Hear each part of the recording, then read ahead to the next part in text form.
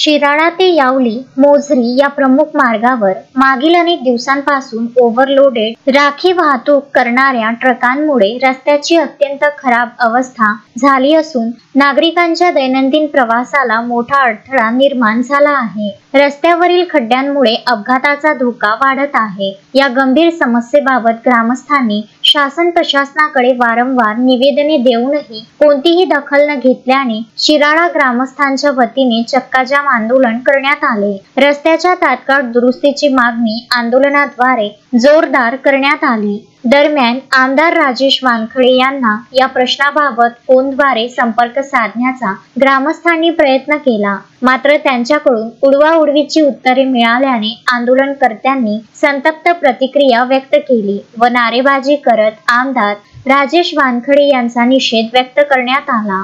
ग्रामस्थांनी प्रशासनाला स्पष्ट इशारा दिला की रस्ता दुरुस्ती व ओव्हरलोडेड ट्रकांवर कारवाई करण्याबाबत तात्काळ पावले उचलली नाहीत तर आंदोलन अधिक तीव्र करण्यात येईल।